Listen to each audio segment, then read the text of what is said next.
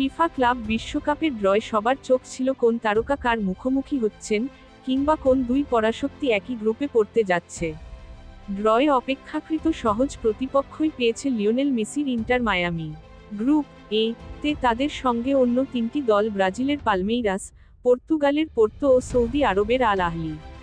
তবে ড্রয়ের পর বিশেষভাবে আলোচনায় উঠে এসেছে এইচ গ্রুপ। এইচ গ্রুপে পড়েছে রিয়াল মাদ্রিদ ও আল হিলাল। অর্থাৎ সব ঠিকঠাক থাকলে ক্লাব বিশ্বকাপে মুখোমুখি হচ্ছেন নেইমার ও ভিনিসিয়াস জুনিয়র। এই গ্রুপের অন্য দুটি দল হল পাচোকা ও সালজবুর্গ।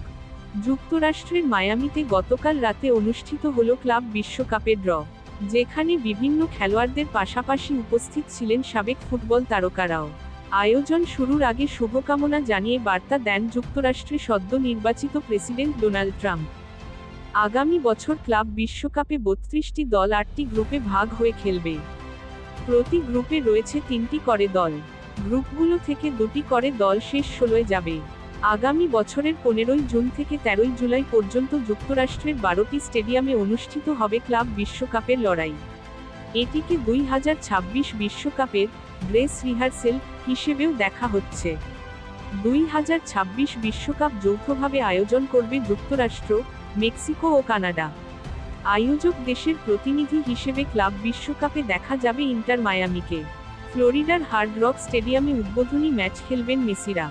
ড্র অনুষ্ঠানে ফিফা সভাপতি ইনফান্তিনো বলেন, এটি মূলত অন্তর্বর্তীমূলক ব্যাপার, যেখানে লক্ষ্য হচ্ছে বিশ্বব্যাপী ক্লাবগুলোকে এক জায়গায় নিয়ে আসা। 32টি বিশ্বসেরা ক্লাব ও সেরা খেলোয়াড়দের একসঙ্গে নিয়ে আসা। ক্লাব বিশ্বকাপের গ্রুপ পর্বে অন্য যে ম্যাচগুলোয় চোখ থাকবে, সেগুলো হলো Manchester City Juventus, PSG Atletico Madrid, Bayern Munich Benfica ও বরুসিয়া ডর্টমুন্ড ফ্লুমিনেন্সের ওপর।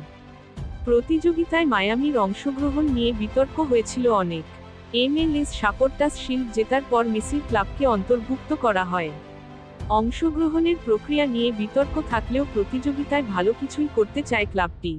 MLS কমিশনার ডন গার্বার বলেন, আমরা বিশ্বের সেরা দলগুলোর বিপক্ষে খেলতে চাই। এই সুযোগ 30 বছরে আমাদের লিগের উন্নতিকেই তুলে ধরছে। এখন আমরা বিশ্বের সেরা ক্লাবগুলোর বিপক্ষে খেলব। এটা দারুণ রোমাঞ্চকর ব্যাপার।